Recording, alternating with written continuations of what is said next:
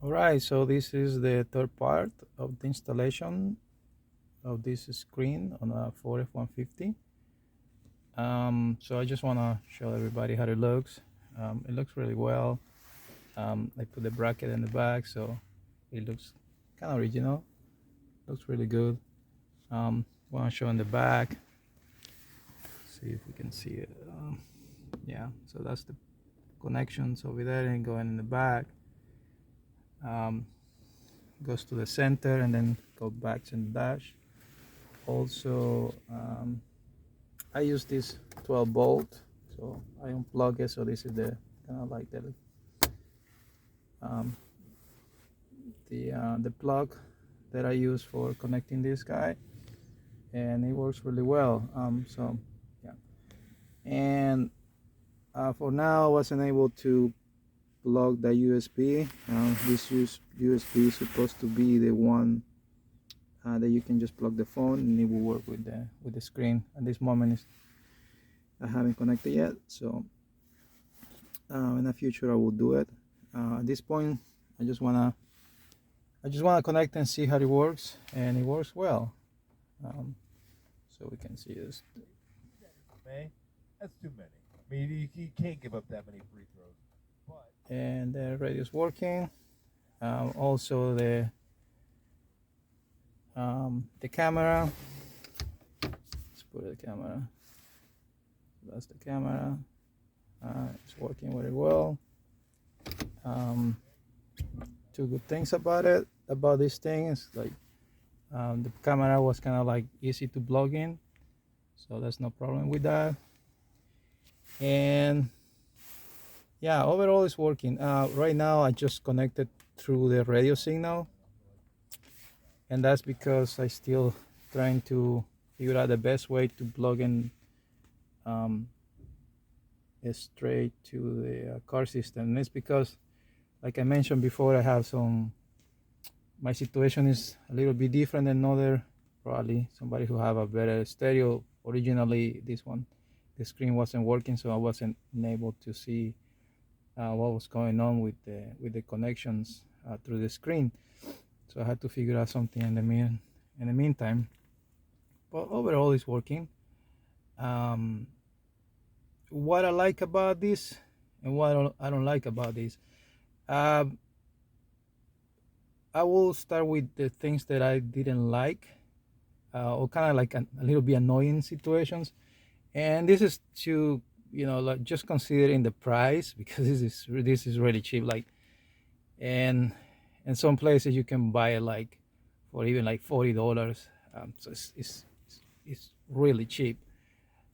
Like in Amazon or sometimes Alibaba Express, they have in really cheap this kind of like screens. So they're really easy to to use. So obviously, considering the price, you're gonna lose some features, right? So the touch screen is not bad. It is okay. Sometimes it just have a lag or delay, or it's not really sensitive. That's fine. I guess some cars have worse than this one, even like a factory ones I've been using before, and they're like really bad. So the touchscreen is not a bad thing. Also, when I connected to the Bluetooth, I think I like it, and I don't like is the settings when I connect the stereo, the screen to the phone. For some reason, it kind of gets like in the memory of the phone, or the memory of the screen, it gets the Bluetooth in my phone. And I don't know if this is the case of other phones, but at least in mine, it just kind of like force my phone to get plugged into the screen no matter what. Like if I turn on the Bluetooth in my phone, it will automatically uh, connect it to the screen, and even if I turn it off, it will go back, and it's like a weird thing. It's just like forcing my phone to get connected to it, which is kind of cool. Sometimes it's like, yeah, you just get in the car and it's like right there, we will connect it right away, um, and you start playing music or whatever you're doing with the apps. So yeah, that's one of the things that I didn't like it much, but it is okay. If I turn it off the car and then I turn off the Bluetooth, it won't connect it anymore, even if you turn on the stereo. So that's not a bad thing, but it's kind of annoying sometimes. The other thing,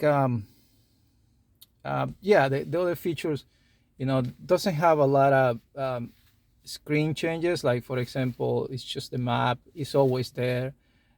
If you turn it off, you always gonna be this screen on all the time and saying that you need to put the map on, and you have a second screen here constantly. So the only changes you can do is probably like putting this guy a little bit bigger, and that's the only switch you can do, and that's it.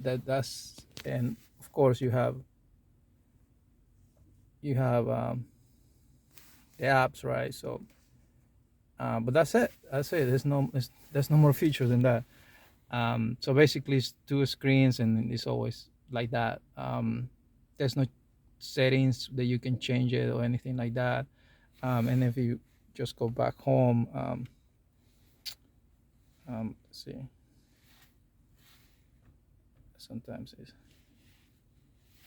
annoying this part, but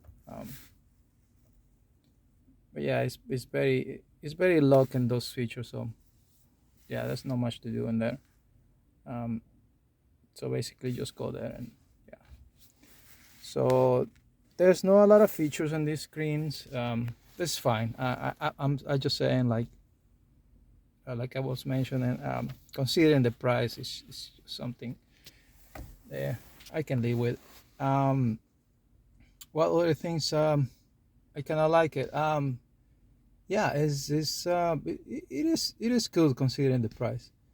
Um, it doesn't overheat or anything because it doesn't have much um, inside.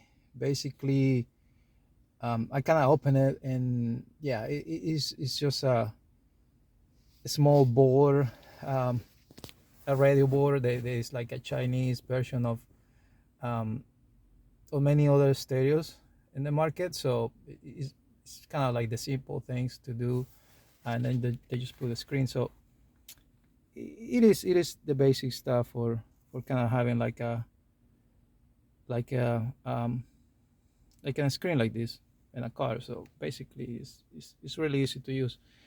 And yeah, other than that, it's working fine. And yeah, if there's other thing that I can talk about it, maybe somebody can leave it in the comments. I will try to make a third video. Oh, sorry, another video. It will be the fourth one. If there's any other questions, I haven't talked much about the camera, obviously because I just want to talk about how to install it, how to install the screen. But if there's any other questions about it, please leave it in the comments. And other things, probably probably the other thing I will say, and probably the last thing is when it's connected to the screen. For some reason, I was trying to measure the battery life of my phone, and it takes quite power to use it, to be honest.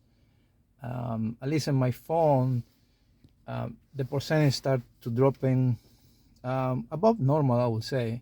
So considering that, you may need to keep plug the phone with the 12 volt in the car.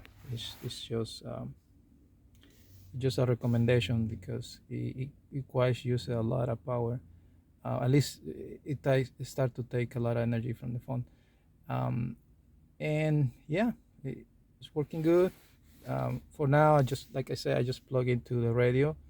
There is another way to doing it, but I had to work a little bit more on that, and probably gonna take me another day or two to figure out um, how to use it in a better settings. I actually want to use it straight to the car line, but I haven't figured out that yet. So yeah, but it's good enough. So yeah, if there's any comments, just let me know.